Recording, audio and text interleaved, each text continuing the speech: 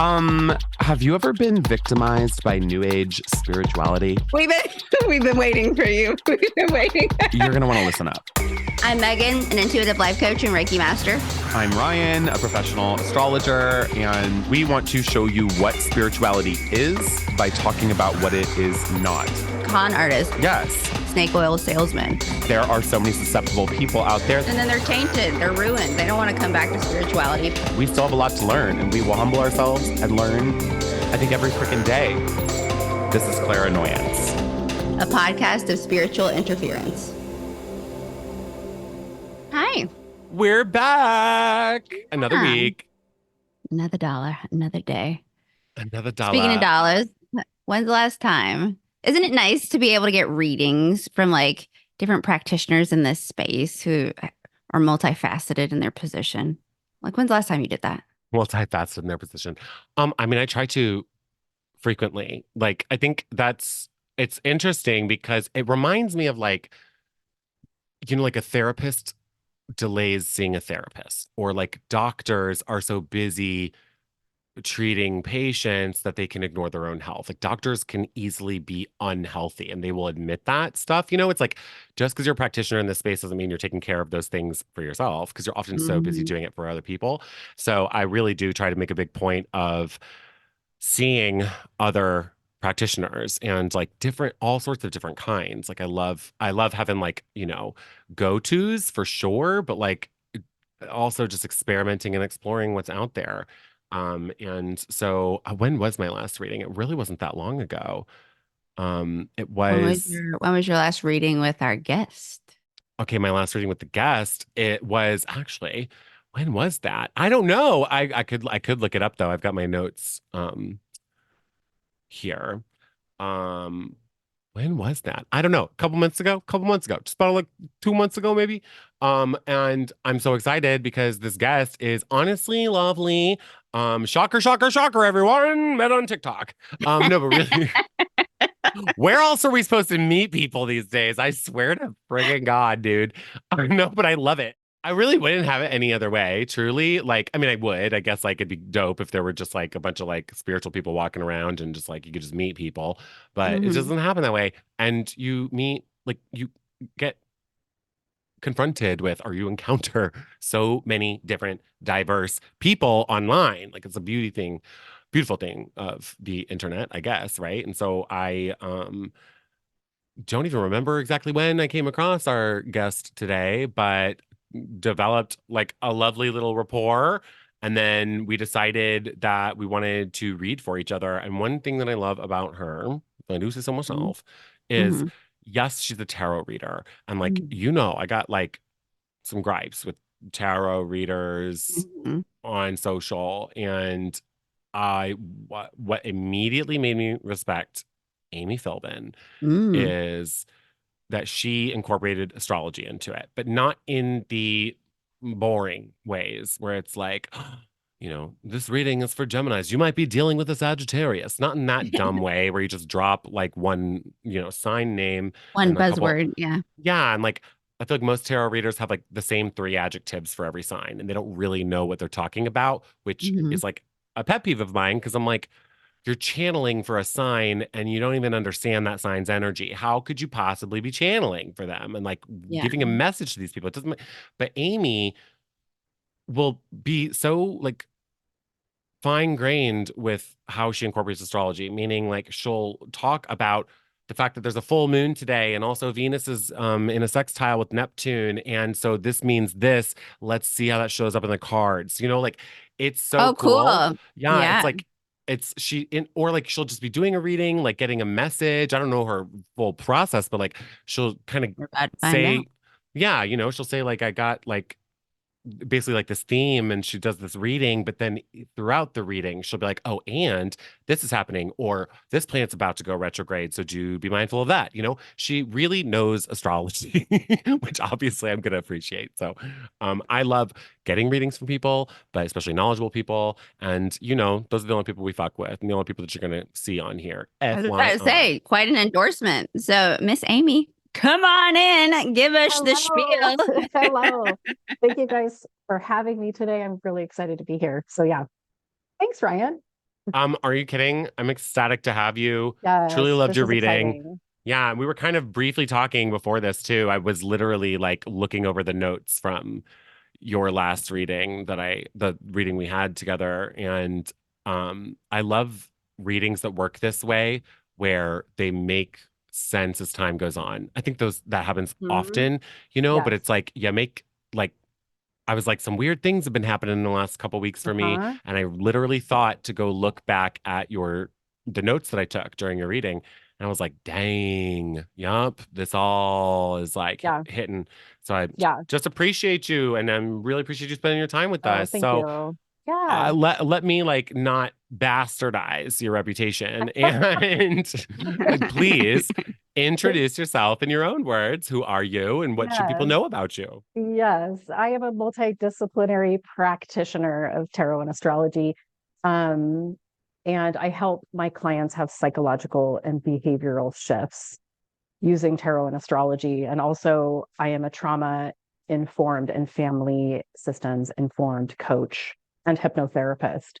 So Hey, essentially, that's cool. I'm weaving all of these giant metaphorical worlds together so that people can have the breakthroughs they need to be on the path that they truly want to be on. So I work a lot with traumas of origin, things of that nature, just really removing obstacles for people and helping them gain the clarity, insight, and perspective that they need. So That's dope. that's what I'm here to do. So So yeah, well put. it's And Yeah, very, that's it's very incredible. Gemini. It's just I like know. I'm gonna do the constellation of things, right? And it's like I can't. I was thinking about this earlier too. It's like, and it's this Gemini quality of like it just can't be the tarot. It has to be how it relates to all of these other things, so that we have Mhm. this, this constellation of How thoughts can and you make the ideas, and big we're picture? drawing on all of these things that, to be useful. So yeah, so that's my vibe. That's what we're doing. I love Cool. it. Yeah. Screams Gemini. I'm glad you beat me to it. I was gonna be like, can y'all tell she's Gemini, right? I mean, Mm, it's just true. Hard to stick to one thing. Yeah, for real. So So we're yeah. going to be talking, as longtime listeners would know, we've had a tarot episode with Anna Tonk, but this is mhm. going to be a very different version of it. And I think that's honestly excellent because, like I said, like I love getting new perspectives on different readings, and like I'll see Mhm. numerous astrologers, and tell clients to see other Mhm. astrologers. It's important. So we're going to get a whole different perspective on tarot today, and specifically archetypes. So I would love to, and I guess also for archetypes, if anybody wants to go back to our episode 15, it was the serendipity sessions, somber submarines and elemental reveries. We talked a little bit about archetypes there, but more so in the elements. Um, this is a very Yeah, different so what approach. are they? Like, so say someone is like no clue. Like, what are archetypes? How do you use them? Why are they important in Yeah, tarot? that's a great question. Archetypes are the symbolism that we use that is derived from the collective unconscious. It's the Mhm. thing that we are always experiencing, yet never really experiencing because they're collective. It's a collective set of psycho spiritual circumstances, right? So, as an example of that, we will all experience the death of a parent in this lifetime. We Mhm. will all experience a sudden, shocking, striking moment that changes the course of our lives in a second, right? We might not know at the time that that's what's happening, that meta theme, but that's what the archetypes do is they deploy these energies in your life. And so it's things that we are all going through, Deploy but those energies in your life. Like, deploy those that's so energies. good. So that's what it is. But it's something that everyone can connect to, Yeah. but that we might not always know that we're in. And so it's Hmm. it's the meta narratives. And when we use it in the tarot, it's the soul's path, it's the soul's journey, it's the larger scope of energies at play in somebody's life at any given time. So yeah, it's the one thing that we can all count on, but that we don't know or don't want to count on maybe all the time. So yeah, so that's what that is. Yeah. It feels very unifying knowing Yes. like so many people experience so many of the same archetypes, different flavors and evolutions of them, I guess. But I like, think that was such Yes. an excellent way to describe that, it too. was. I mean, Thank God. yeah, that was so well put. Thank you. But I want to bookmark what you just said, Ryan, because that's going to be, I do want to talk about what you just said about the collective nature of this, because there's something that I pinpointed this morning that's going to be important, and I'm Don't going to worry. talk about it. Love that. Also, I just really got to reiterate, such a Gemini. Good God, like it just makes my brain, it flosses my brain. Like I'm her words. Your way of speaking is just amazing. But I was also, literally just thinking that. but also, if you can't tell, you can always mark a Gemini because they talk with their hands. You talk with your hands just as much as I do. Like, It's and insane. the listeners can't see that, but oh my God, she's so I animated with her hands. I was in a coffee shop one day, and I'm like doing my Yeah. thing. My ring goes flying, and I was so embarrassed. I was like, "Oh, sister, Mhm. like we gotta All of a sudden you hear it." bloop, it lands in someone's This coffee. giant chunk of a turquoise ring flying across the room. I'm like, "Oh my God." So anyway, Yeah. yes, absolutely. Gemini rules the hand. Yes, I always have the habit of knocking over people's drinks. That's my problem. Yes, Um, okay, yes, so archetypes and the tarot. yeah, When I think of like combining these two things, I always think yeah. of the Fool's Journey, which I think I would love to hear, I guess, what you think of that. It's such a fundamental part of tarot, but I think people maybe don't understand what that Yeah. is. So the hero's journey in the tarot is there's 22 energies of the major arcana. So much like in your birth chart, it is the succession of events and it's the steps that you take in your life, right? So in astrology, we move from the first house to the second house to the third house, right? And we're building on something that's actually never going to undo itself. It has the inevitable end, and then we start over again, right? Mm. And so that's this energy of the fool's journey. We start with at the 0 point, which is the fool. And I have this card here. It's the 0 point. And this is the potent potential and possibility that we step into when we are untethered from the past, from past circumstances, from past traumas. And it also has this element of stupid foolishness of, well, I can do anything, and so I'm going to try everything, and there's nothing obstructing the view of the fool. So that's where we begin. And then I'm not going to, of course, go through all 22 cards, but just as a little bit of a rift here. So we move from the fool energy to this possibility.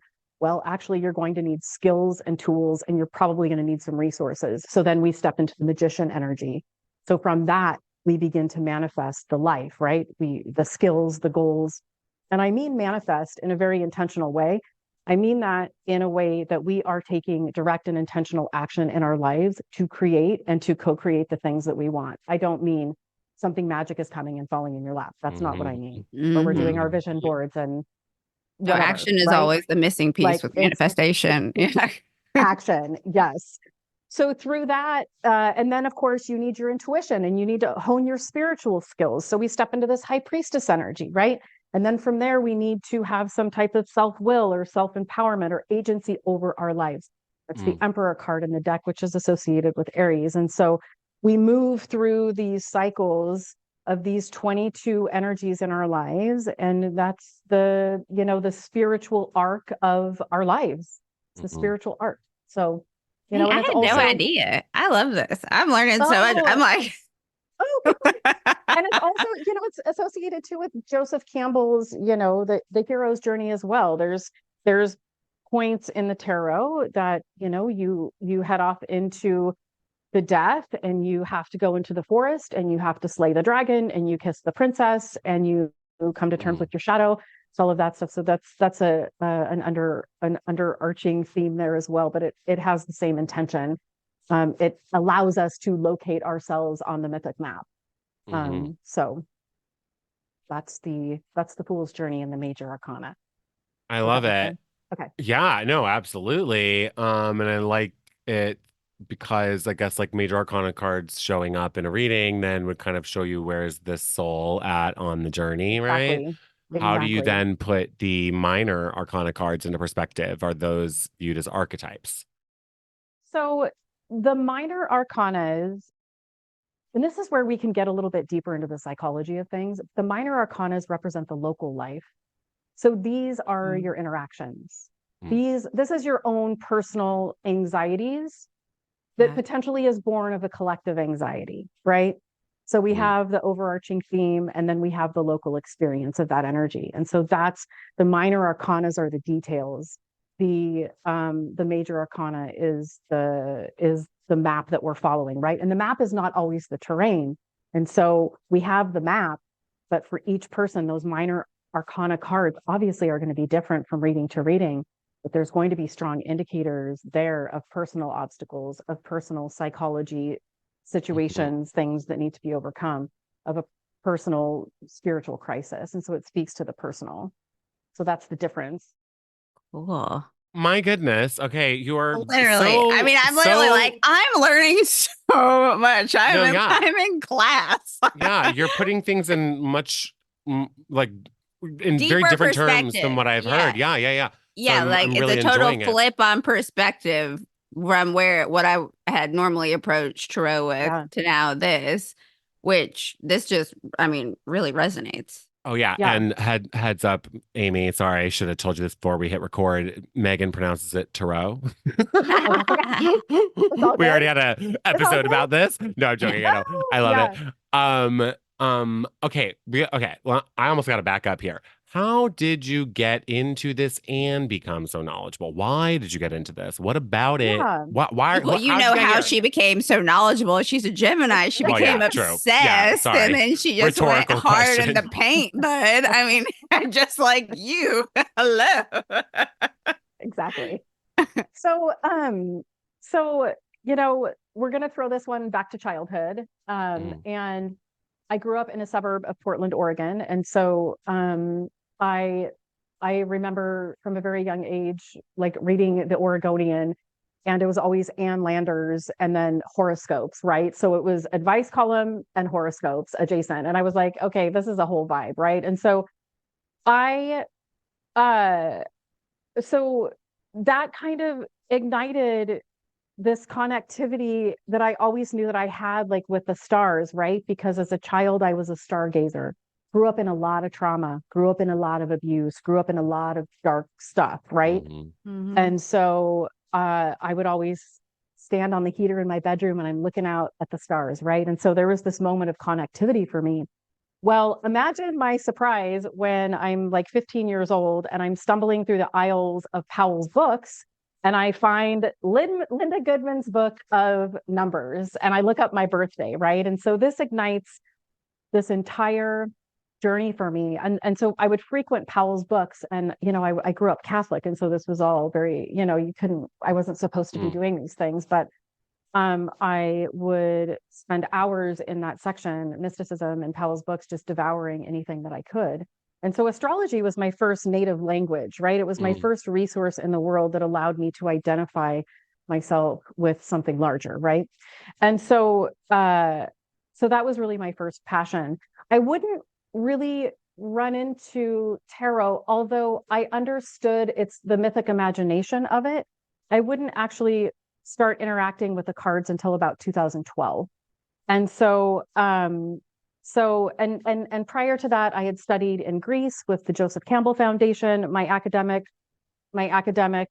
journey was one of mythology and cultural studies. And so so I had this texture of the mythology in general, right? I'm sorry. I just like, part of me is like patting myself on the back because I'm like, man, I really do pick the good ones. Like I am so picky about who I care to get to know, especially through something like TikTok. And I'm like, you were just proving me right. Man, way better than I even thought. If you were a cartoon, like and it like what would be behind you as she's speaking. Well, it's like I already had like the utmost respect, and now I'm like, are you kidding? Like all these other things I had no idea about. Okay, whatever. Sorry. Oh, when she said the texture, I was like, oh, he's about to blow. I know she said the mythic imagination, and I was like, what? Okay, sorry. Okay, Greece, Joseph Campbell Foundation. Okay, so we do that, right? So we're on this path. And then what's interesting is I got, I got a life coaching certification and it started kind of messing around with tarot. But at the time, and quite unfortunately, I also had an alcohol addiction, a pretty significant alcohol addiction. And so I stepped into this place that I really deeply wanted. And I think like most people who are afraid of the unknown, I self-sabotaged it. And the way that I would self-sabotage things would be to drink. And so I went back I got pulled back under by my addiction. So from 2012 to 2015, I couldn't find my way out of it until I stopped drinking. And so I and this is why the death card is my favorite card in the deck, because I woke up one day and I knew it all had to end and it all had to change. And so that's when I packed my bags. I moved to the mountains of Alaska. I was not going to do the AA thing. I was just like, I'm out of here. Oh, I've got, same. I Yeah. have to figure this out for myself, and I have to know what the truth is, right? And so, and there's something in me, I have to do it myself. I can't hear everyone else's story. I don't want, and God bless AA, but right, that's not my thing. So I moved to the mountains of Alaska, and I had my tarot deck, and I had this very distinct moment. And you know, the Greek would say, it's the divine knowing, right? It's the moment that you know that you know. And I was sitting in my condo in Alaska, and I realized that whatever process I was in and the life that I had just left and the ego death that I was undergoing was like, oh, I intimately know every single one of these cards. It was like, and I don't mean download like the spiritual community uses it, like, oh, like whatever that part is. I mean an existential knowing and a soul activation that I had lived every single position in that deck. I had made money. I had lost money. I had loved. I had lost love. I had been the hermit. It was just like every single one. I'm getting chills just even saying that. And then this addiction piece that kept pulling me under and pulling me under.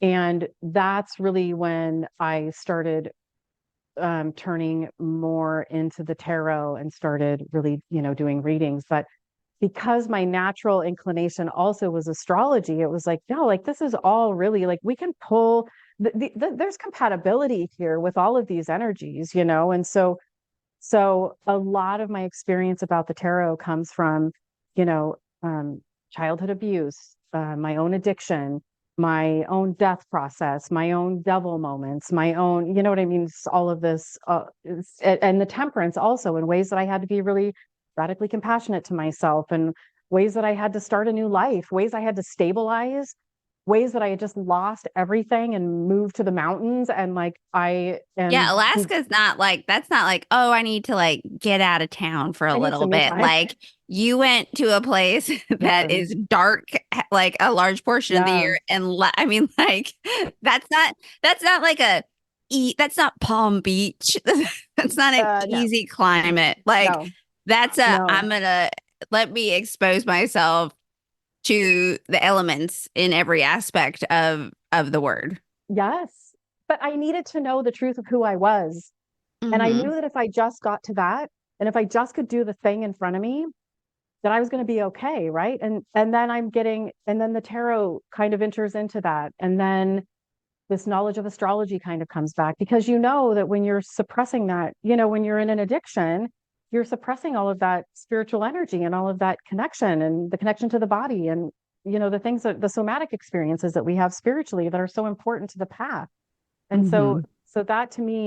that to me was the death and the rebirth and the awakening of the deep self, and of the person that I knew that I needed to be. And I didn't know how to get there. I didn't know what it looked like, but I knew if I could just put one foot in front of the other and not go back to my addiction, that it was going to work out. And so that's really the tarot story. And I know there's a couple other stories woven into that, but that really was this kind of knowing that I had around that. So it's part of it's academic and mythological, part of it is my own life path, part of it, it's the culmination of a life that is now lived in helping people overcome themselves with the tarot. Mm-hmm. I like that you resonated so much, honestly, with the fool's journey. Anyway, like, and then that brings you into this like medium that like is that, I don't know, it's like you found the right thing that clicking with you at the perfect time. What do you think is the most misunderstood card? I have to think, because every time anyone gets death, like everybody, because you said death's your favorite card, and so it's like anytime anyone gets it, that they take that literal interpretation and lose their ever loving mind. Yes. And that's truly where, so there's two cards that I wrote down for just in my contemplations about that. And the death card is definitely one of them. However, I do find when you link it to scorpionic energy, it's much more understandable for people, right? And I also want to point out when I use astrology in my tarot sessions, I like to use evolutionary astrology or some sort of recognizing of the decans or the process, the evolution of the sign, right? And so when you can explain it in those terms, it's much more easier to metabolize than just being like, it's the death card. Oh, Good and luck. like, that's it. It's like, no, this energy is Scorpio energy. This is, the snake and coming up the staff or the eagle. And you know what I mean? There's a deeper explanation for that. And then, the other card too that isn't talked about enough is the Hermit card. And that was one of the things that I wanted to link to the collective with what Ryan was saying, because I feel like this is so important. The Hermit energy, it is about isolation, and it is about going in the cave, assimilating the shadows. It's all of those things. But I think one of the misses with that card is that it can be the existential grief of life that puts you into that energy. And I think that's a piece that we need to look at because it is a crisis of alienation that is often preceded by something that is so devastating to somebody that there's actually a loss of language. And it's the idea that and a story that I have to tether to this is I was like 2004. I have this dog named Samson, and Samson's a bull mastiff and just the love of my life. And my sister comes and takes the dog on a walk and doesn't come back with the dog. Samson got lost. And so I have never understood such, and I had lost my father, I had lost my grandparents. I mean, I had lost friends. But the dog thing, my sister came back and she's like, Samson, I lost your dog. And my knees buckled. And I mean, I was on the floor in absolute and utter pain and crisis, right? And so I remember after that, and as an example of the Hermit card, I remember after that, I couldn't be in the world because nobody could understand. Like, I lost my dog, but I lost would tell people this. There was no language that could relay to people the suffering that I was going through, right?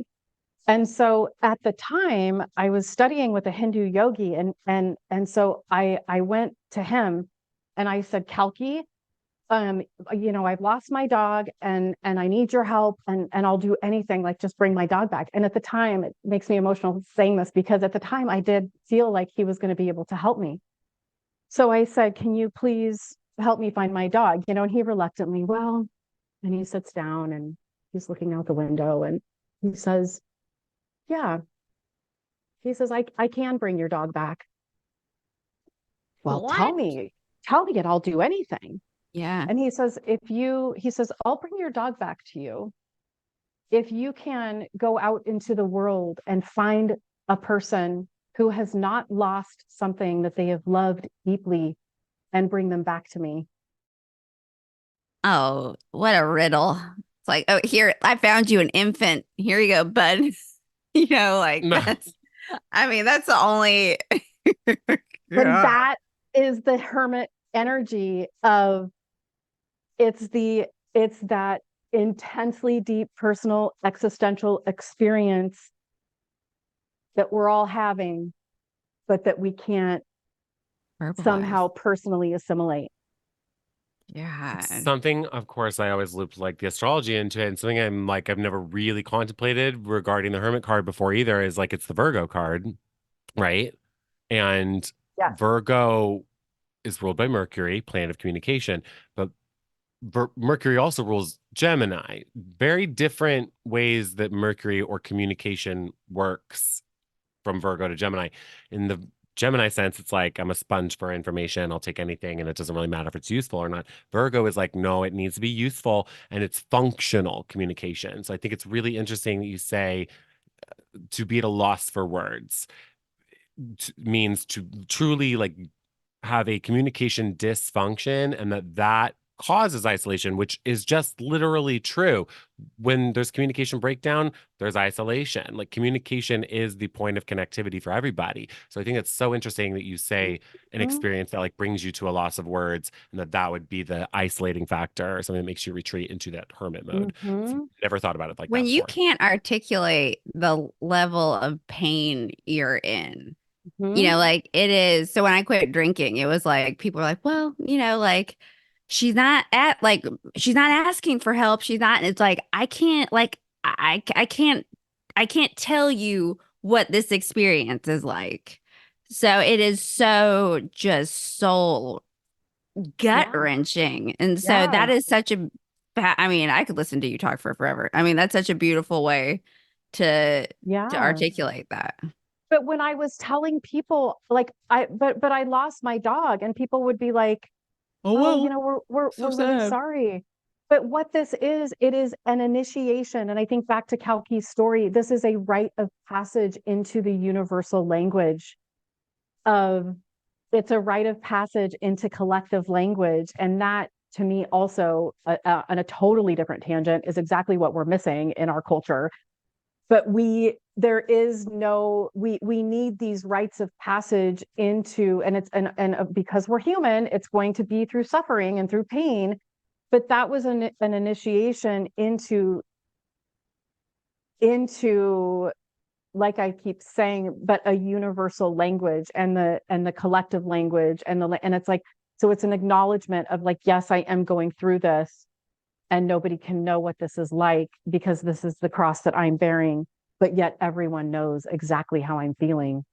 So that disconnect, that's this hermit energy, which leads me also, and Ryan, I'm sure you've heard me say this, you begin to light the path ahead of you with the light of your own wisdom. There's an autonomy in this when you are, you know what I mean, when you can be in both of these worlds, in your own experience, but also the collective experience. And so it's autonomous, and it is, so it's more than just like assimilating the shadow, or it's a very specific point and process in our psychology and our psyche and our spiritual psychology too. You So many know. people avoid, or they avoid pain. They avoid suffering. They do everything in their power to not feel that, and in turn they make a life much more difficult for themselves. And Mhm. I forget what book I was just reading, but it was like, pick your pain. Like, what pain are you willing to suffer for? Because Mhm. the beautiful thing about suffering is it always leaves a gift. So it's just, it always leaves a gift. Like, I've never come out of a Yes. bad time Yes. and not had just I mean, do I want to go through it again? No, God, no. But like, do I have such respect for that process? Mhm. Yes. And when it comes, like, I might not be actively looking for it, but when it comes and when the time is here and you have to walk through the fire, because the fire is not, Mhm. it will chase you and it will haunt you. It will torture you. And it's a lot worse to avoid it than to walk through and do what you need to do. Mhm. Yep. Yep. So And cool. when you don't, you turn the fire on yourself. Oh yeah. When you don't, you will burn up your own, you I will think that's burn. the gift that addicts share is Mhm. like, once it's Mhm. like Yes. once you're on the other side of it, Yep. it's like, come Yep. on in, the water's fine. Exactly. Yes. Yes. But you hear all these people talk Yeah. about their experience with sobriety, and it's like, Yeah. yeah, I just remember being like, how am I going to be happy? Yeah. What are you Yeah. talking about? Y'all are liars. And now I'm like, come on in, the water's fine, I Yeah. promise. Like, Just quit drinking. yeah. Yeah. You should be teaching. Yes. I really just need to say that. I mean, it's every Gemini kind of has to learn that because it's the perpetual student of life. But then there's that journey of a Gemini over time to be like, when does student become teacher? When does the information I have become knowledge that can be shared? And because you're, unless I'm mistaken, are you doing classes or teaching people how to read tarot, I feel like you should do this. You're so freaking made for it. Oh And my it's Yeah, such a God. I mean, brand. It's how you incorporate everything. I mean, like we are well versed and both of our heads are popping off. Yeah, truly. No, truly. Like I have tarot offerings. But you're making me think about it in a different way. It's just like a really beautiful thing. yeah. It's really, really I, cool. honestly, I would like to, and I would like to have a connection to help me build something out like that. But I haven't had the opportunity. I did teach a master class in like 2020, but it was just whatever, like sign up on Instagram type of vibes. Yeah. But thank you for Uh, saying that because Yeah. it's my Are life's you, work, really. I Well, mean, you can even, tell. I mean, you're yeah. passionate and you're, like I said, well versed. You can tell who's, well, that's why we started this podcast, who's a charlatan and who's not, who's full of shit, who read something or like saw a few TikToks and was like, yeah, I'm gonna do this. And then Yes. and then people Yes. who have dedicated because all of us have dedicated our life. This is our life's work. Well, and that's the thing. It's like either you're a tarot reader creating content or you're a content creator using tarot for attention and followers and a bigger platform, So there's Mhm. a little bit of a delineation there with that. But yeah. Yeah. So anyway. I'm gonna throw a Oh, I want to throw an archetype your way and just get your general thoughts on it. Like okay. what comes to mind when I say this, Okay. the name of this archetype, the unhealed empath. Ooh. We have a reason for saying this, but Yeah, I was An unhealed empath is a codependent. whoa! Oh my God, you guys. Okay, let me stop you right there because we're gonna go to a commercial break. Wait until you hear this commercial. That was literally, I couldn't have scripted that better. Like that was actually freaking perfect. Okay, commercial. We'll be right back. 2024 is a year of no codependence, no narcissism. the year of healthy relationships. You remember our good friend Ryan Hagan? Sure do, sure do. He's a phenomenal human being. Ryan has developed the Hagan Method, a 12-week online program that has audio and video lessons. It's aimed at working with the unhealed empath who are growth oriented, but feeling stuck in their relationship journey. It's self-paced, which is amazing because it's a busy freaking world out there. It's legit. He had it peer reviewed by a neuroscientist by the name of Dr. Christine Erickson. Both spiritual and scientifically backed in nature. I like something a little more hard-hitting. Do you know what I mean? So whether you're single or in a relationship currently, this is an opportunity for you to do some inner work, some inner healing. If you're interested in the Hagan Method, book your free one-on-one consultation with Ryan. See if this program's a fit for you. And the best part is that he is giving all of our listeners a 50% discount. Oh yeah, that's the clairvoyance perk. You heard it here first, the Hagan Method. Check out the show notes and use the code clairannoyance, active until the end of February. What's the best that could happen? Yeah, that was perfect. That was the best segue. Brian's gonna be so happy.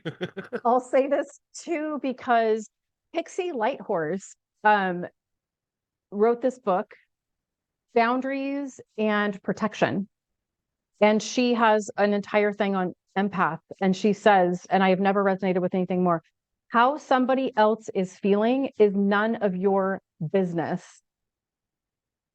And it is not your business to walk around feeling how other people are feeling and use that as a way to victimize yourself.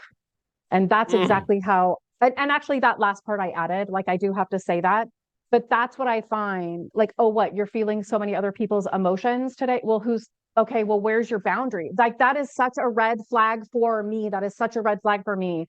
You are empathic. You are not an empath. Okay. Like the people just love to, you are you are a human being who feels other, who has empathy for other people's emotions. But if you were truly feeling every single person's emotions, you wouldn't be able to leave the house. Mm-hmm. So it's such a pick me. It's such a projection. It's not your business to assess how somebody else is feeling and claim it as your own. Like it's actually a little bit of a psychopath. Narcissistic. It is just crazy to me.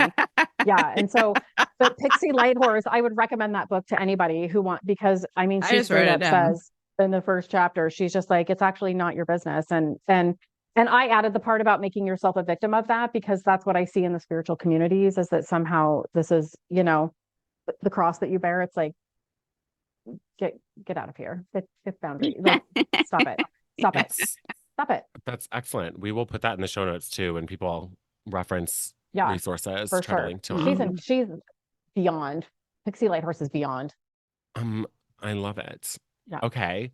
So I know you like had a really great breakdown of the Hermit. Yeah. I'm curious if that, because one of my questions was basically going to be like, what, you know, tarot card do you think encapsulates where humanity's at right now?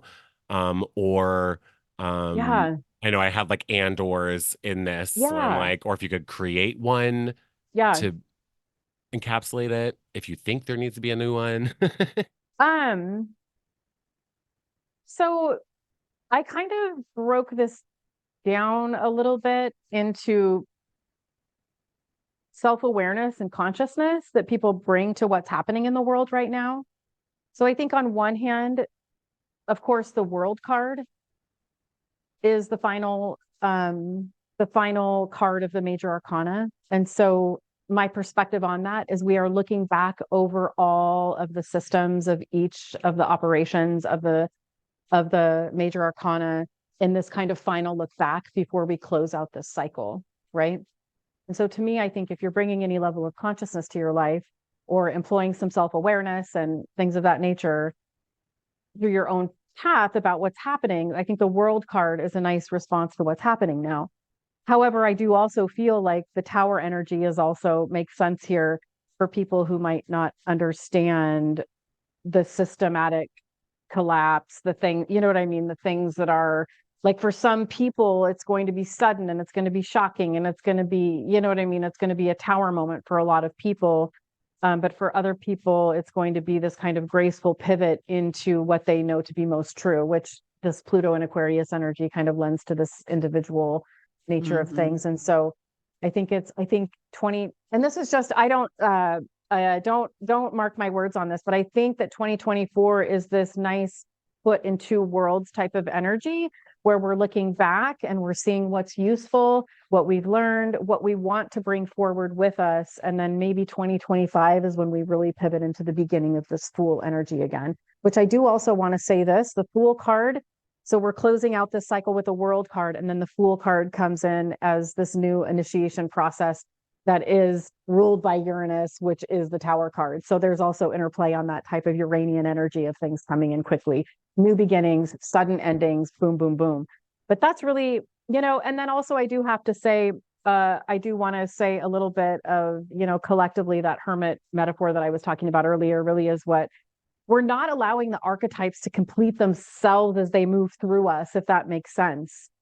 You know what I mean? I feel a lot of people are not in full cycle. You're going to the darkness retreat for content.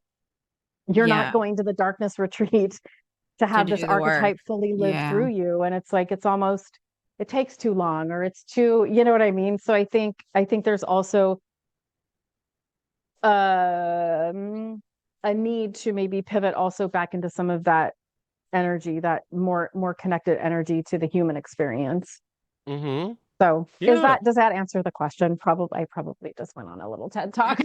No, I think that was really interesting. And I like what you said too, about kind of like how we're integrating archetypes there a bit, because I mean, like a cool thing I think of with archetypes is just how like kind of expansive and infinite they are in their manifestations, which is like a conundrum, because it's like, how can one archetype show up in any number of ways? Like, how can numerous things all be infinite, then wouldn't Yeah. they all just be the same thing or whatever? But it's true, there's like these like pure essences of an archetype, but like Yes.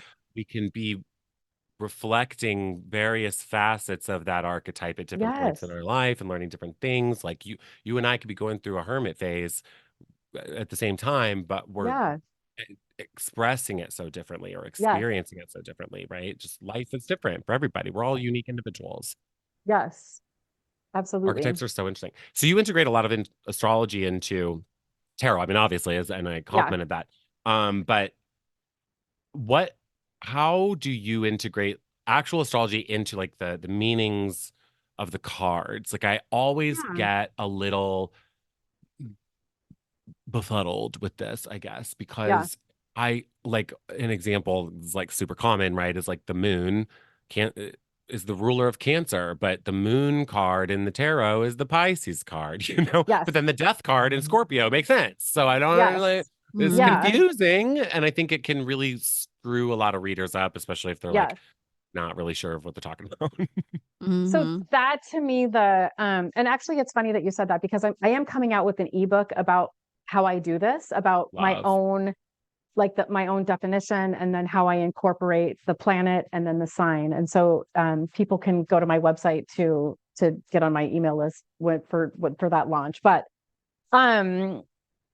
so I think the best example that I have for this question about like how I would incorporate a sign and a card and the archetype is the devil card, right? So the devil card is the card of Capricorn. And so when I'm doing a reading for a client and this comes up, right? This card denotes addictions. It is the inability to get out of your own suffering. It is like this double energy, the darker aspects of life, but really and truly toxic patterns, toxic relationships, passive aggressive, narcissism, alcoholism, drug addiction. It's all of these darker themes, right? This card also is informed by Nietzsche when he said, when the devil overcomes himself, he becomes God, right? Well, when we connect that to Capricorn energy, who is the master, who scales the mountain, when this card comes up in a reading, I ask the client, well, are we in the valley and struggling with all of the suffering and the addiction and all of that? Or are we beginning an ascension process here to scale our mountain as a Capricorn would do? And so those are the associations that I would make. And like I said, in an evolutionary way, because either you're in a process of addiction, or you're leaving everything in the valley that you need to leave behind, you're scaling your mountain, you're going to Alaska. You're going to Alaska, baby. To scale your mountain. So that's how I draw on that energy. And then of course, ruled by Saturn, what's the medicine? Well, the medicine is going to be self-discipline, Saturn energy, dealing within the boundaries, dealing with the restrictions, dealing with the impulses of, oh shit, I want to drink, but actually I'm scaling my mountain. I left that in the valley, right? So that's kind of the scope of how I use astrology. And I do have to say, it might not be the most direct approach of like, this is Capricorn energy and this is how this works, because there's room in there for it to be, I like to use a client-centered approach. So I'm not going to tell the client, you have a problem with alcohol. I'm going to say, like, where are we in the landscape of the devil card? Where are we? So there's also a dynamic process with the client happening. This is the best form of, because I've asked many tarot readers this question, because like I am not someone who will actually pay attention to the astrological associations with tarot. I just don't read that way. I didn't even know that there were astrological. I mean, oh yeah, they get like in depth, like planets and all. Yeah, I've got a ton of cards that I pick. Like I'm like, oh, what do I need to learn today? Oracle cards and a few, but I mean, so yeah, I had no clue that this was even such a central theme. But I like it because of how you're explaining it. And I'm sorry if I'm misinterpreting it, but I'm making it fit for me at least, and how I'm like, oh, I could see myself doing it this way now. Where like addiction is a Pisces thing. It's not a Capricorn thing, right? So that's me looking too narrow-minded at zodiac or astrological energies there. I feel like you're taking tarot. This is the card and the journey or the archetype, right? And you're saying, okay, well, let's take this correlation devil has to Capricorn, and it's reflecting or pulling in a kind of specific side of Capricorn, because Capricorn doesn't rule addictions. You know what I mean? Like, so it's like in my head going into this question and literally until this conversation, I'm like, but that doesn't match that. That's not the same as this. That card doesn't match that sign exactly. It doesn't have to. It doesn't have to. You're finding the appropriate, like, poetic ways of showing how Capricorn energy fuses with that card, right? It's really interesting. But also I have not the done it that way. mastery aspect and the power aspect of Capricorn, I sometimes feel, and and I know it's not maybe in rulership over addiction, but I think the will to power over something can also be this is maybe a stretch, but also the will to powerlessness over things also. Like I've known Capricorns that are incredibly willing to destroy their entire lives. Very, you know what I mean? And so although it doesn't rule it, there's characteristics or there's an interplay on power and powerlessness.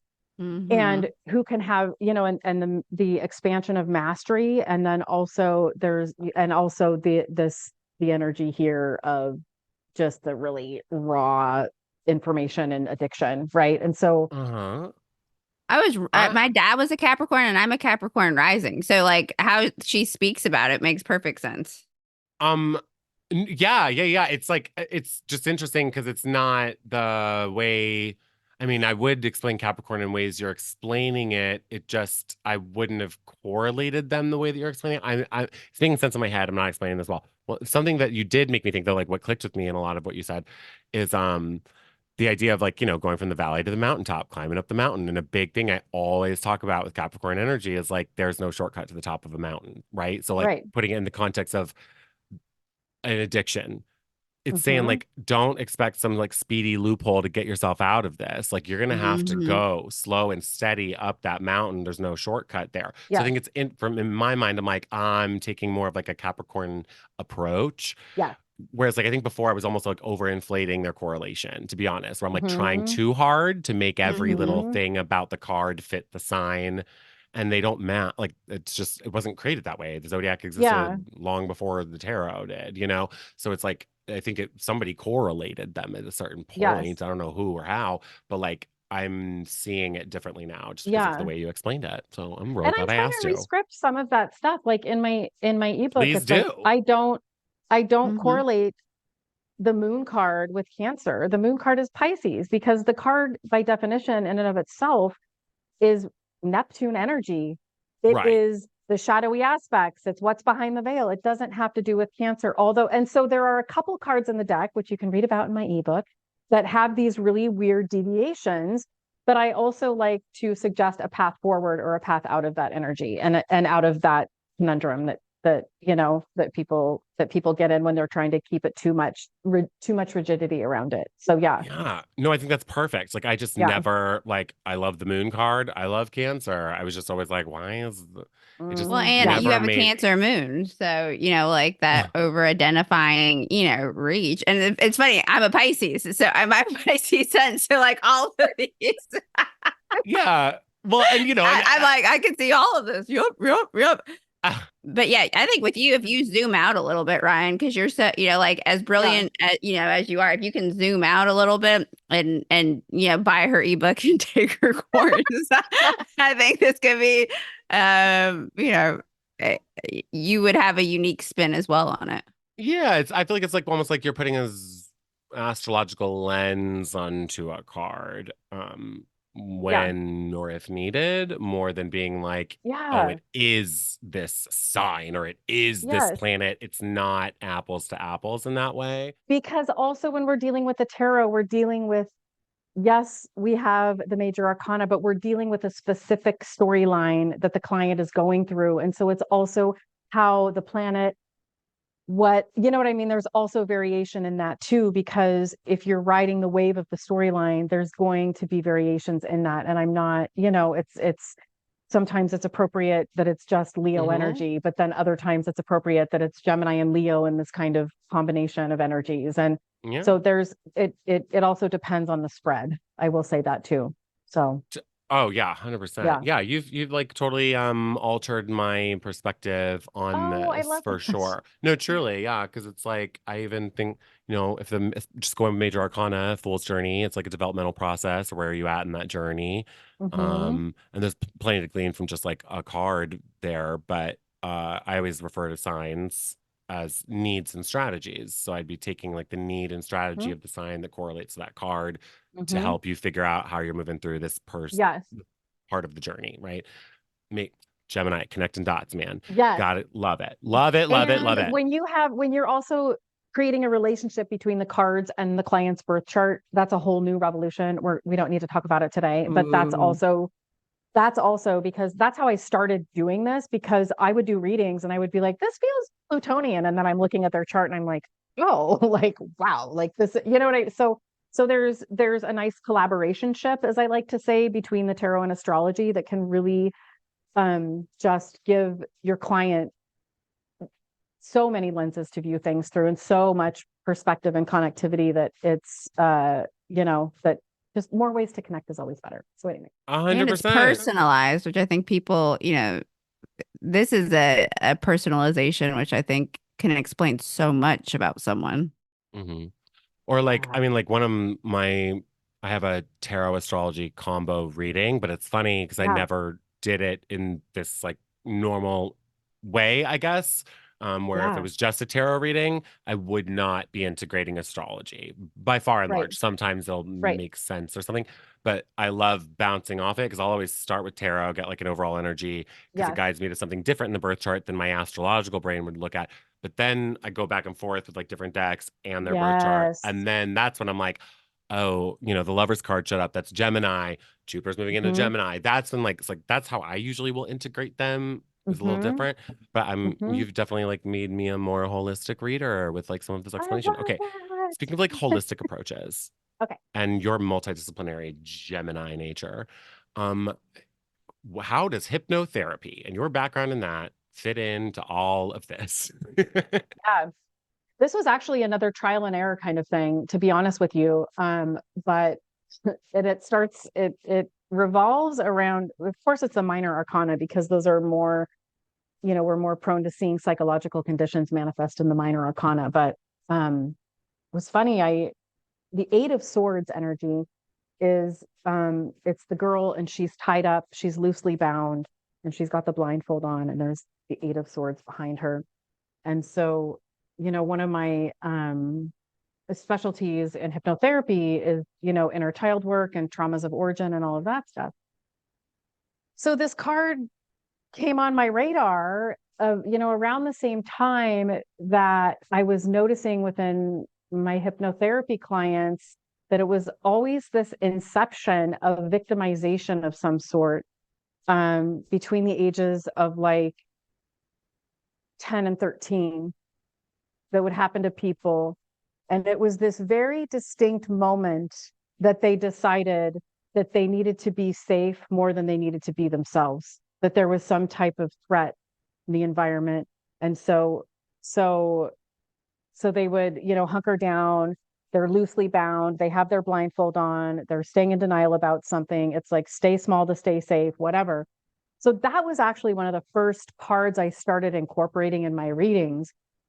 And, over a couple of years, and I never assign meaning to clients. I let the clients, and I will say this a million times in a reading, if does not land, we do not pick up heavy things in this reading and carry them out the door. We do not do that. This is, what this card means. And so I let me explain this to you. And it was just, So people don't were like, identify. Yeah. So you're not, don't identify with this, take this out the door and then implement this as part of your personality and then enact another new no, stage of trauma. That's right. very, Exactly. Yes. Yes. Which is also where being trauma informed is useful and helpful, right? But absolutely. Yeah. it was through that card that I was like, whoa, like there's a lot of, and well, because it is the subconscious material of life, right? But so that was one of the distinctions that I made, early on in my professional practice and integrating these two worlds together. Now I'll incorporate hypno insights from my hypnotherapy practice into my tarot readings, but I don't do tarot readings for hypnotherapy clients because I'm not suggesting anything here and I'm not planting any seeds and I'm not right. So I keep those two dynamics separate. But, when that Five of Cups comes up, and the Five of Cups is another very, very deep psychological card because it's the cups that are spilled in the person wearing that heavy cloak, right? So as the more I'm doing coaching and hypnotherapy and trauma, so it's like, oh, this is just the shame that somebody gave you and said, here, put this on. And you don't even know you're wearing it half the time. And you're literally wearing a psychological hair shirt. And you know what I mean? And it's the shame and the regret and the remorse and all of the really heavy things in life, right? It's grief. And so, the definitions of the cards can suggest these things in a more more generalized way. But when I'm stepping into conversation with a coaching client and that comes up, I mean, it's definitely, there's, is there shame involved? Is there regret involved? Is there, this emotional loss and the way that you cannot forgive yourself, right? That you're carrying. So there's definite connections to specific cards that I have been, that I've integrated psychologically into my work. And it really is something that, if trauma is the rock in your shoe that you've adapted everything else in your life to be around, like looking at these deeper aspects through the minor arcana can really just uproot some of that for people. And sometimes people just want you to name it. They want you to name it. They want language to be, you know what I mean? And so that's how hypnotherapy plays into this. It's the psychological language. It's also through a lot of client sessions. It's also through a lot of, experience and, and my own experience in my life. And so that's how the hypnotherapy is woven into it. But it gives me really poignant psychological suggestions maybe to work with clients on that deeper level with. So yeah, you're giving me really interesting interpretations for these cards. I loved what you were saying about the Eight of Swords too. Like that one, never heard it discussed in this context. I'm like triggered. Really I gotta stay fascinated. small to stay safe. Yeah, Somebody like this, told I've never heard this interpretation, but it makes complete sense. Think of a Leo stepping out in their moment. Mom, look what I can do. And the mom turns the other way and says, don't do that. You're embarrassing me. Boom. I'm the Eight of Swords now. And I got to stay here. Yeah. You know what I'm, so weaving all of those things together, like in that way, like think of the dynamic. This isn't just the Eight of Swords we're talking about anymore.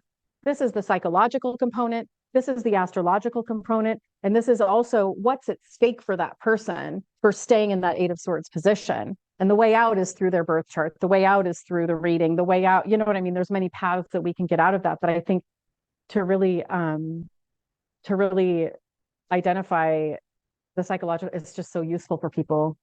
It's employing language that people don't have access 100%. To. Like, honestly, like we were saying before, like language is important. It's connectivity. Like without that language, and even just what you said about some people just want you to name it because it makes you feel seen if you just name it. And then that person doesn't feel so alone in what they're dealing with.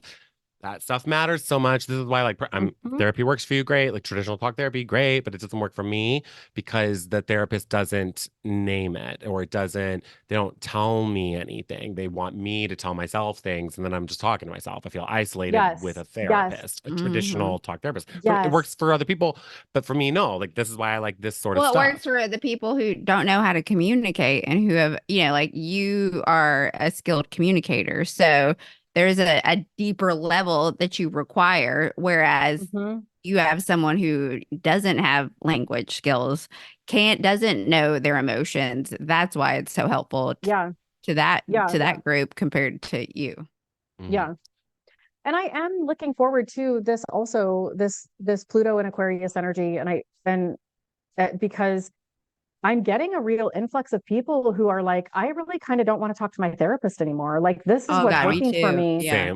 This is what's working for me are these conversations, because I'm tired. Like, I don't want to tell my story again. Like, and so that's the other interesting thing that I'm seeing just in my clientele are people that are just like, I'm over that. And like, this is so much more interesting and dynamic. And, you're giving me all these lenses to look through and not just. People want results, and that's the thing too, is they want results. And so it doesn't matter. I mean, it matters how you want to always be with a reputable, ethical healer or practitioner. Absolutely. But like, if you've been in therapy for 20 years and we're still dealing with the same issues, which is why EDMR has gotten popular and things of that nature, because we're getting to the roots of things. But at the same time, too, therapists are in a business. So there are people who want to keep you sick. There are people who want to keep you stuck in your story, because that's going to, and then make you dependent on them. And then, then this is just how you are. You're sick for life. And no.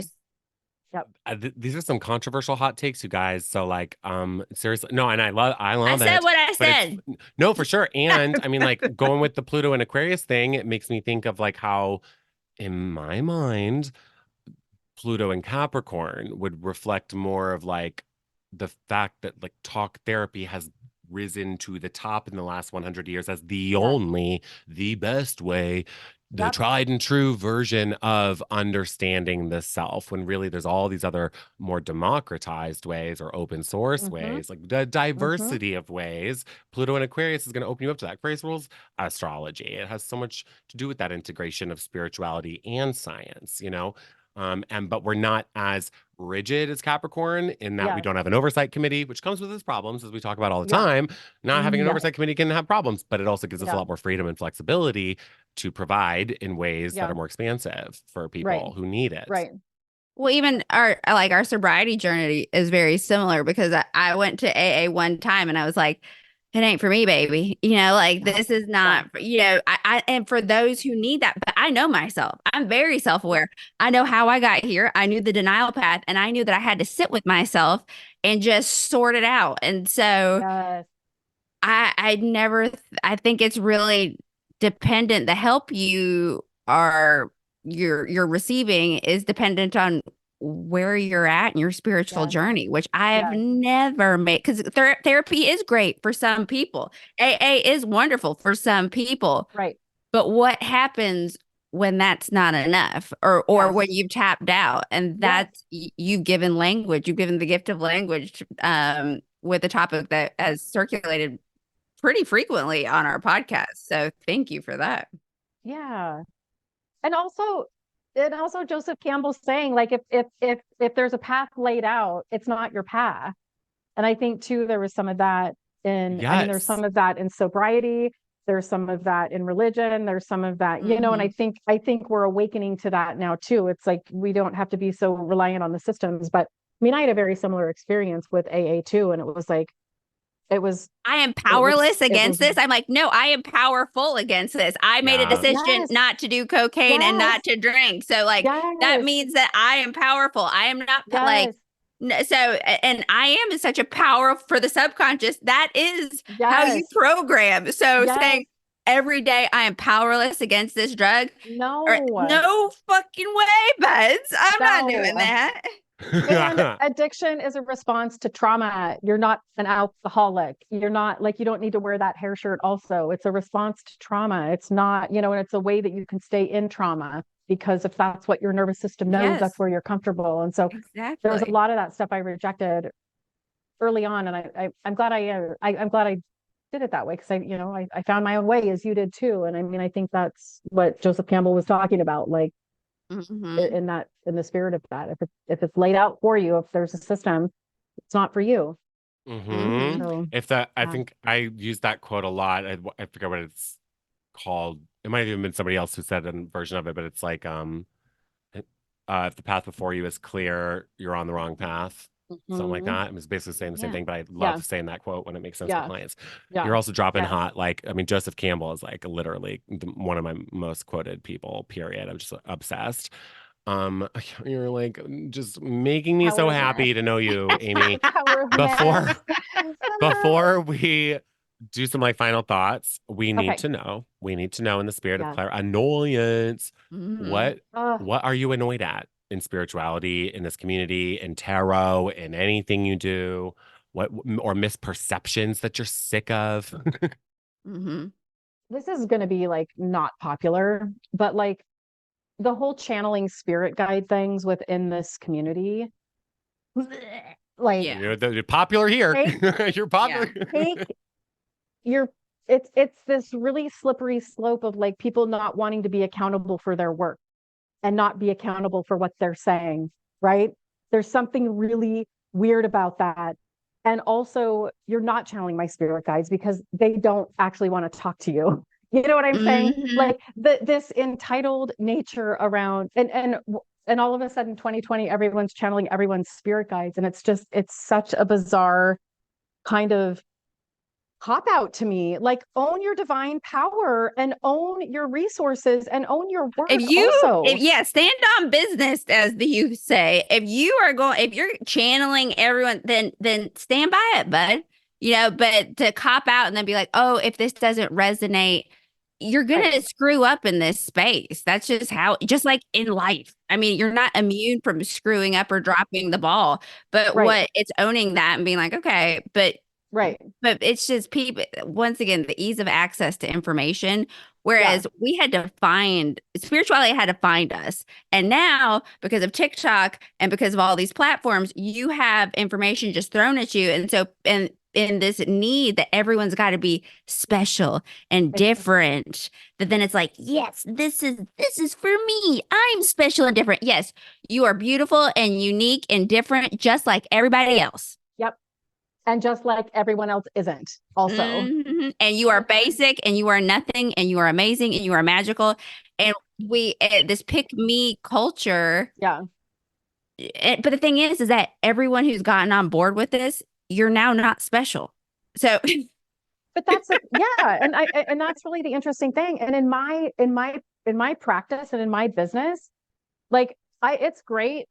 The people that are in true mediumship, which are very few people that are in true mediumship, right? Agree. That's great. We're going to talk to grandma.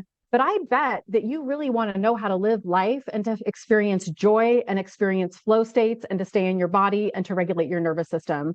I bet that might behoove you more than whatever, connecting with having, Glenda on TikTok connect with your spirit guides. Like people need tools on how to live more than they need all of this other like spiritual psychosis woo-woo stuff. And exactly, and like the 3D and the 5D. And it's like, babe, you are here just like the rest of, and it's all just, everyone is a mimic. Everyone is just mimicking everybody.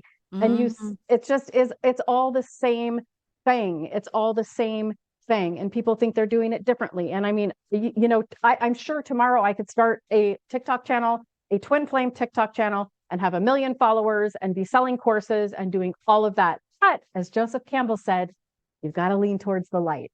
You got to lean into the light. You've got to follow your own path.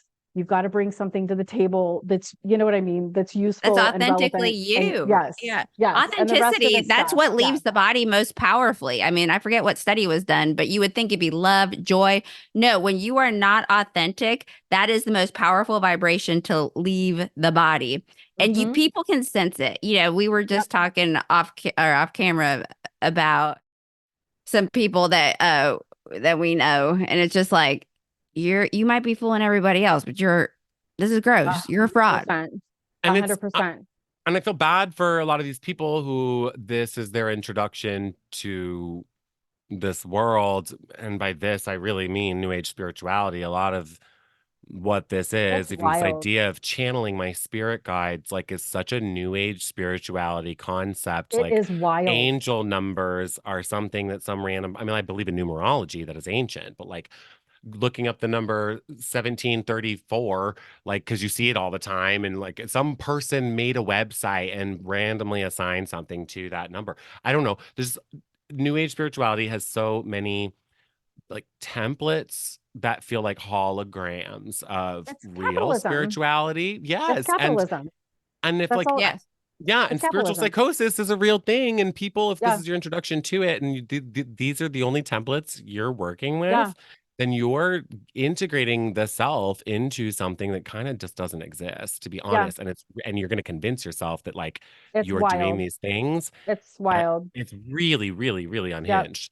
I mean, this is literally why we are doing this podcast. So I'm like, that Yeah. was like a perfect Mhm. annoyance to bring up. Are you kidding? And I think I said to you, Ryan, like, I don't know what is lacking, but when I think of like manifestation culture, I think of this big black vacuum vortex that all of these people are just feeding all of this energy into. When it to me, there's just something, it is the underbelly of something. And people selling you something about how you can manifest something is capitalism. It's not manifestation. And to me, that energy around all of that psychosis is it's the underbelly of something. And there's a lot of information as to where we are culturally, where people, number one, have to be so self-serving. We're not trying to manifest a better world. We're trying to manifest $1 million course or some shit. Like, it's Mhm. just garbage. And I Mhm. just like, if you would just live your life and stay in your life and do the next right thing in your life, lean towards the light, and let your life would be really good. I also think the manifestation culture is so limiting. It is so limiting. Mm-hmm. Like you're so focused on something and getting that something that Well, and then by being so hyper focused on it, you're in the lack. So then you're not going to it. It will not materialize. Yep. So you have to first and foremost love yourself. I mean, wholeheartedly be of service to others. Yes. And then when these two things aren't congruent, you can really start to tap into true manifestation. Yep. Absolutely. It's just that whole thing is so weird to me. All of it. Like with the manifesting thing, it's gross. I mean, it's spirit guide thing, and channeling people's spirit guides, and it's like, no, you're actually just dropping into your imagination. You're doing, you're doing nothing. Like that's so funny you say that, because I'm like, just because you have a thought doesn't mean it's spiritually divine. It's not a download. Yeah, it's not somebody's spirit guide. You have 70,000 thoughts a day. Give me a damn break. And stay in your lane. Why don't you worry about yourself? Yeah. And it's the Akashic records. It's like, no, it's not, babe. Like it's not. Like you just have a memory. No, it's not, babe. And that stuff is so, I don't want other people's things in my things. Like I don't need that. Yeah. No, there's like should that all be real? Then what are you doing in my sphere right now? Right? It's the same thing that Pixie Lighthorse said. It's none of your business. Yes. That's so interesting. I'm so fascinated by so much of this. And language, always gonna go back to language too, Geminis, but like even your word download, I was literally just talking to somebody about that. I'm like, the word download is a brand new word for us with like technology. Like, why do we adopt these words? Like the spiritual community, like the idea of downloading something like a file on a computer, that's new in history. Like what happened before that? Did they not get downloads or like messages? Like what? There was no like language for these things because like that experience wasn't ever a thing really in this way. Epiphanies, a thing, right? Like having your own insights, a thing. But this download, like you're not. Like that's like holier than thou, chosen one kind of feeling that is like spiritual elitism. I hate it. But also I might be petty too, but I'm not giving, like, if I think of something, I'm gonna tell you I thought of it. Because if it's brilliant, I'm taking credit for that. This is not a download. This is not a download from my spirit guides. This is actually what I'm thinking, feeling, saying. That's me and my authenticity. Like I'm not giving my power away like that. Oh my God. Do you know what is amazing too? Like this is such like a validation for like having you on here and having you as like our second tarot reader. We haven't done like a repeat kind of theme before. But I'm so glad we did, because I've never heard another person say this complaint that you had, where it's like it's a cop out, basically. Like I'm channeling spirit and all that. The only other person I've ever heard say this is Anna Tonk, who was our tarot expert early on in this. I'm dead serious. She's had this amazing perspective that blew my mind wide open. And she's put words to this experience that I had disdain for. You're the only other person who has said basically like a very similar thing. That is amazing. We are picking the best experts on this podcast. I love it. Yes. Amy, do you have any parting words? We'll plug you, but if it's any message, anything you feel the need to, like, are you getting a download, Amy? Amy, are you getting a download? Spirit guides just told me that everyone needs to run to my website and book a reading for the divine. No, I'm teasing. I think this is the platform that you guys have here is just important, and I think it's unique, and I think it's just important because there's so much. It's Queen of Swords energy, right? Just cut the fat, cut through the BS, all of it, and I love it. And people need to be discerning about who. It's not who your soul's resonating with. It's like who it just, people need to be discerning when they're in the space about the people that they're working with and their practitioners, and that's really, it doesn't have to be me, but choose wisely the people that you work with. No, I'll definitely be booking a session. This was fascinating. No, dead serious. I'm so well, and I'll just say, like, I mean, like, I've always been self-taught with tarot. Like I'll look for resources completely on my own. I've genuinely, I mean this like truly up until this moment, I've always appreciated your tarot, but like this was the most like education I've received from you about tarot because you're just talking. We're in this like big conversation about it, right? Otherwise, I'm always seeing you in action, I guess. But I've never until now felt like I would actually like to take a tarot course from a Yeah. person. You now, I'm like, please put up a tarot course because I would I like to, need to, I would like to yeah, I learn need, your version of yeah, tarot. I would love Mhm. to expand my knowledge in that way. Yeah. So until then, where yes, can people book you? Where can they Mhm. follow you? We're going to put everything in the show notes, but state it out yes. loud. So amyfilbin.com is my website, and you can jump on there. There's a free journal prompts download.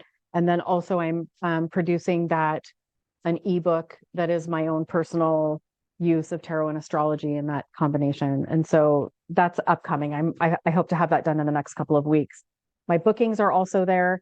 I'm on TikTok at It's Me, Amy Filbin, and then I'm on Instagram at Amy K. Filbin. So those are places where you can find me.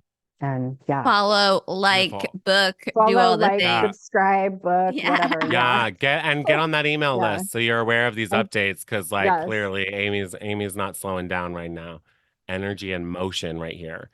I love it. Thank you, Brian. I'm loving it. Thank you for Yeah. spending some time with us. This is Yes, this was so So wonderful. I I've really loved enjoyed every it. second of it. I could listen to you talk for forever. Oh, I look forward to connecting with you though outside Yes, of absolutely. podcast world. But yeah, and congratulations on your sobriety too. That's awesome. Thank you. 6 years in April. So coming up. Yeah. Yay. Yeah. good. Yeah. Thank you. Aw. I love it. Thank you. Back at I love you. it. Best decision I've Okay. ever made. 100.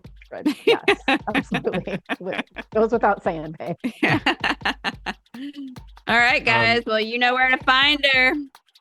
You know where to find her. You know where to find us. We will see you in the next episode. Yeah. Yeah. Okay. Bye.